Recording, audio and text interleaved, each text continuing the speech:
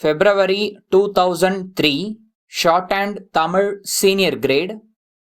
Get ready for the dictation. 10 seconds. 5 seconds. Start. மாண்புமிகு பேரவைத் தலைவர் அவர்களே, அவை முன் வைக்கப்பட்டுள்ள அரசினர் சட்ட முன்வடிவு மீது பல உறுப்பினர்கள் பல்வேறு அரிய நல்ல கருத்துக்களை தெரிவித்திருப்பதற்காக அவர்கள் அத்தனை பேர்களுக்கும் என்னுடைய நன்றியை தெரிவித்துக் கொள்கிறேன். ஒரு சில உறுப்பினர்கள் தொழிலாளர்கள் நடத்துகிற போராட்டங்கள் குறித்து என்னிடமிருந்து விளக்கம் தேவை என்று கேட்டிருக்கிறார்கள். நான் அவையில் விளக்கம் அளிப்பதற்கான வாய்ப்பினை நல்கியமைக்காக அந்த உறுப்பினர்களுக்கும் உள்ளபடியே என்னுடைய நன்றியை தெரிவித்துக் கொள்ள கடமைப்பட்டிருக்கிறேன்.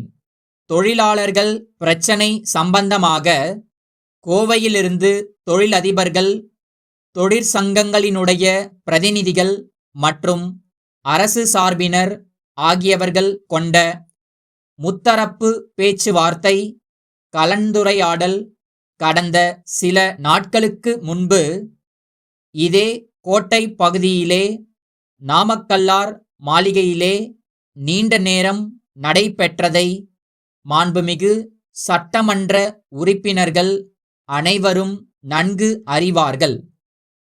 அன்றைய தினம் நடைபெற்ற பேச்சுவார்த்தையின் போது பல கருத்துக்கள் அனைத்து தரப்பினர்களாலும் விவரமாக எடுத்துச் சொல்லப்பட்டிருக்கின்றன. குறிப்பாக கூடுதலாக பல்வேறு சலுகைகள் மாநில அரசின் சார்பில் வழங்கப்பட வேண்டும் என்று தொழிற்சங்கங்களினுடைய பிரதிநிதிகள் கேட்டார்கள். நாங்கள் அவற்றை ஏற்க தயாராக இருக்கிறோம். ஆனால் அவற்றிலே பெரும்பகுதிக்கு பொறுப்புடையது மத்திய அரசுதான் என்று அப்போதே நான் புள்ளி விவரங்களுடன் எடுத்துச் சொன்னதை அனைவரும் ஒருமனதாக ஏற்றுக்கொண்டார்கள் என்பதை இங்கே நான் சுட்டிக்காட்ட கடமைப்பட்டிருக்கிறேன். மத்திய அரசு அந்த கடமையை முழுமையாக செய்ய கடமைப்பட்டிருப்பதால் மத்திய அரசு கண்டிப்பாக அவற்றை நடைமுறைப்படுத்த வேண்டுமென்று அப்போதே நான் எடுத்துக் கூறி இருப்பதுடன் மறுநாளே விரிவாக ஒரு கடிதமும் பிரதமருக்கு எழுதி இருக்கிறேன் என்பதை இந்த நேரத்தில் நான் தெரிவித்துக் கொள்ள கடமைப்பட்டிருக்கிறேன். அவர்களும் தங்களால் இயன்றதை செய்வதாகச் சொல்லியிருக்கிறார்களே தவிர இதுநாள் வரையில் எதையும் நிறைவேற்றவில்லை என்பதை அவையின் கவனத்திற்கு மிகுந்த வருத்தத்துடன் இச்சந்தர்ப்பத்தில் கொண்டு வருகிறேன். மத்திய அரசு தாமாக முன்வந்து நமக்கு இருக்கின்ற பெரும் சுமையில் பங்கு கொள்ள முன்வருமேயானால் மாநில அரசு தன்னால் இயன்ற எல்லாவிதமான உதவிகளையும் செய்ய தயாராக இருக்கிறது என்பதை இந்த சந்தர்ப்பத்தில் தெரிவித்துக் கொள்கிறேன்.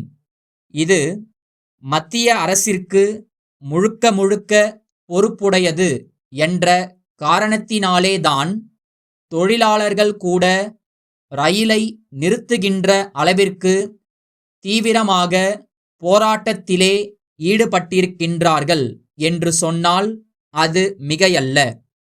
பொதுவாக இப்படிப்பட்ட அறவழி போராட்டங்கள் வேண்டுமென்றே திட்டமிட்டு அரசுக்கு எதிராக நடத்த வேண்டுமென்று நடைபெறுகின்ற போராட்டங்கள் அல்ல. அதை இந்த அரசு உணர்ந்து இருப்பதால் தொழிலாளர்களின் பல பிரச்சனைகளை மிகவும் மென்மையாக அணுகி பிரச்சனைகளை தீர்த்து வருகிறது என்பதை தெரிவித்துக் கொள்கிறேன். திருச்சி, அன்னை சத்யா நகர், எண் 3, பிள்ளையார் கோயில் தெருவில் உள்ள திரு தமிழரசன், சென்னை அண்ணா சாலையில் உள்ள தமிழ்நாடு தொழில் முதலீட்டுக் கழக இயக்குனர் அவர்களுக்கு எழுதும் கடிதம். அன்புடையீர், நான் அச்சகம் நடத்துவது சம்பந்தமான தொழிற்கல்வி பயின்று தகுதிச் சான்றிதழ் பெற்றுள்ளேன். மத்திய அரசின் புதிய சுய வேலைவாய்ப்பு திட்டத்தின் கீழ் அச்சகம் ஒன்றை நிறுவி நடத்த தீர்மானித்துள்ளேன். இப்பகுதியில் அச்சுத் தொழில் வேறு எங்கும் இல்லாததால் லாபகரமாக நடத்த முடியும் என்று நம்புகிறேன். இதன் மூலம் நான் குறைந்தபட்சம் 20 பேருக்காவது வேலை கொடுக்க முடியும் என்பதை தெரிவித்துக் கொள்கிறேன். அச்சகம் அமைப்பதற்குரிய இடத்தின் வரைபடத்தையும் திட்டத்தையும் இத்துடன் இணைத்துள்ளேன். இத்தொழிலுக்கு ஏறக்குறைய 2 லட்சம் ரூபாய் முதலீடு செய்ய வேண்டியிருக்கும். இத்தொகையை வட்டியுடன் தாங்கள் குறிப்பிடும் தவணைகளில் தவறாமல் திருப்பிச் செலுத்துவேன் என்பதை உறுதியுடன் தெரிவித்துக் கொள்கிறேன். வேலையற்ற பல பேர்களுக்கு சுய வேலை வாய்ப்பளிக்கும் இத்திட்டத்திற்கு தாங்கள் தயவு செய்து ஒப்புதல் அளித்து விரைவில் நிதி உதவி வழங்குமாறு பணிவன்புடன் வேண்டுகின்றேன். தங்கள் நம்பிக்கையுள்ள